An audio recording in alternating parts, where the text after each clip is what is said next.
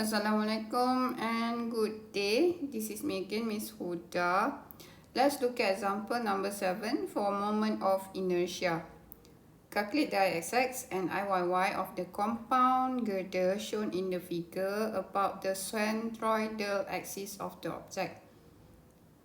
The properties of the UB alone.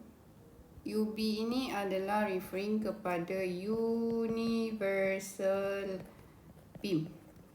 Okay, kenapa nama the universal beam? Beam ini produce dekat factory and it is standard. So ada macam-macam jenis, and for our case here dia adalah 254,102 times 22 kg per meter. And properties yang dia bagi adalah the area of the UB, the Ix and the Iyy. So beam yang standard ni produce in the factory, the properties akan standard, sama saja kalau jenisnya macam ini, 254 times 102 times 22 kg per meter. 254,102 ni referring kepada serial dia. Okay, so 254 beam ini berada dalam siri ini. Normally dia punya height lebih kurang 254, perhaps not exactly tapi almost lah, and the width akan jadi 102. So beam macam ni memang inilah standard dia lah untuk type yang macam ini And dekat bawah ni ada plate being attached to the beam. That's why you have to recalculate again the Ix and the Iyy sebab dia ada attached plate dekat bawah ni. So here this I beam inilah, I label it as 1 and the plate I label it as 2. Ini kita akan tulislah, ini height dia almost 254 and the width is almost 102 sebab dia dalam siri 254,102 ni 22 ini sebenarnya refer kepada dia adalah 22 kg per meter, which is mass per meter beam ni lah, meaning that beam ni panjang ke sana. Right, untuk setiap 1 meter length of the beam, the mass will be 22 kg. Ini adalah jenis dia Kita akan kena kira the area of the section. Okay, for the first section adalah the beam itself. Since dia dah bagi, this is standard 2840 untuk jenis ini. And for the X bar should be, okay, so kita kena letaklah kat mana sebenarnya our reference point. Dalam soalan dia tak ada kata reference point dekat mana you boleh letak. So here I letak dekat sini. That's why you nampak I punya X axis I at the bottom here and the Y axis at the very far left. Then I can calculate the X bar untuk beam sahaja number 1.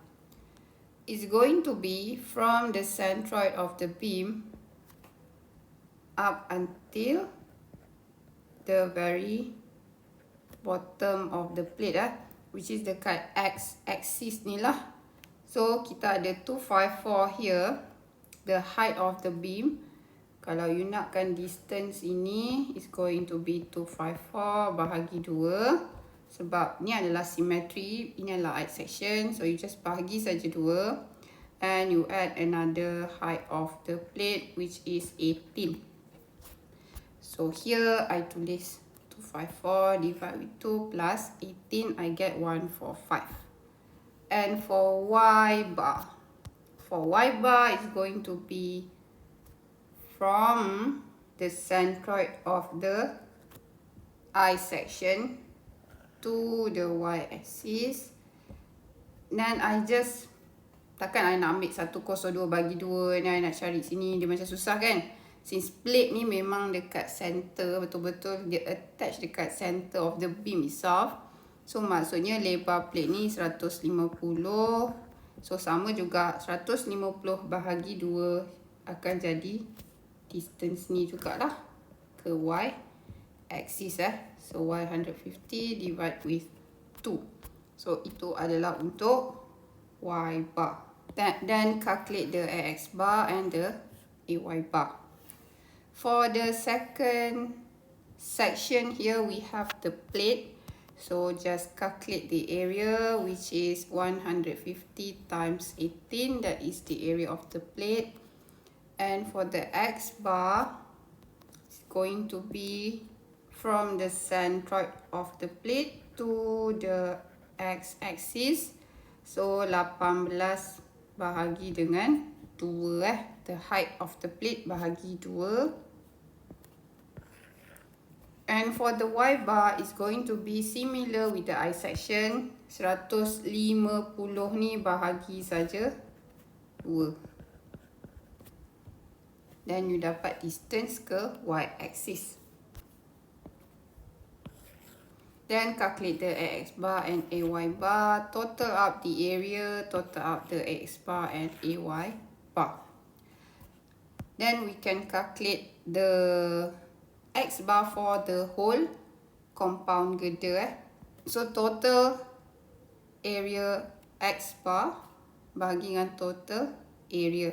Ambil je lah value from here, which is 436, the total AX bar, divide with 5540.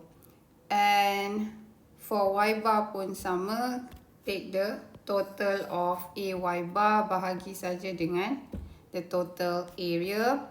Then you akan dapat value like this. So we are done with the centroid. Next, we going to calculate for the IXX. For the IXX, area dia just copy lah from above. IX untuk this I section kita dah ada, which is given dalam soalan 28.67 times 6 mm power of 4. So this adalah 28.67 ni lah. Okay, times 10 power of 6. Then we need to find the H, which is the distance from the centroid of the I-axis to centroid semua. Okay, dalam our figure here, saya dah mark lah where actually the centroid is going to be. So untuk X bar, this is the one. And this one adalah untuk Y bar. So X bar, distance daripada X axis adalah 78.718. Kita calculate masa cari centroid tadi ya. So sekarang you nakkan distance daripada centroid of I section ni pergi ke centroid semua. Okay. So berapa jarak ini? So senang je. You campur semua ni. Which is you going to get. Okay, this one 254. This one adalah 18. It is 272. And then you have to minuskan half of the I-axis ni lah, sebab you nak tolak, sebab you nak cari yang ni saja. Okay, so kena tolak sini. So 127 lah. Okay, 254 bahagi 2 tadi.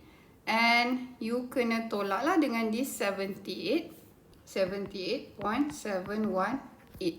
So you akan dapat lah berapa jarak di sini 272 tolak 127 tolak 78.718. So you dapat distance from the centroid of I section to centroid semua kat sini. Here I dapat 66.282. Then calculate the AH square and add the value of AH square with the IX 28.67. You dapat this one. The second section, which is the plate. So ini adalah rectangle we know that the formula untuk rectangle adalah BD cube bahagi dengan 12 ya.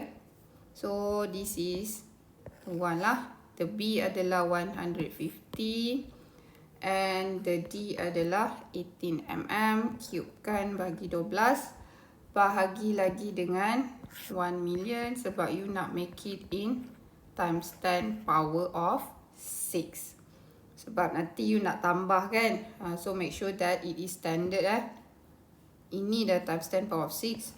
Times 10 power of 6 jugalah. Then we need to find the value of H.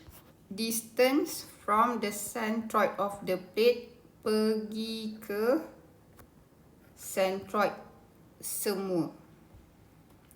So you dah tahu half of the plate is 9 mm 18 bahagi 2. And panjang ni nak daripada X nak ke centroid, which is the X bar adalah 78.718. So you nakkan jarak ini berapa. So 78.718 tolak saja dengan 9 mm. You will get value ini. So I dapat kat sini 60.718. Then calculate the AH square. And AH square plus dengan 0.073 you will get 13.197. So since ini semua kita kena kira tak ada tolak sebab ini semua memang area dia. So the IX plus AH square maksudnya the total IXX untuk objek kita adalah 54.344 times 10 power of 6. Next we calculate for the IYY. Area sama saja, tak buat pun tak apa sebab ini semua kosong. Okay, nanti kita tengok kenapa Okay, so for the IYY, even for the section itself, ikut soalan kita dia bagi 1.2 times 10 power of 6. So just put it here.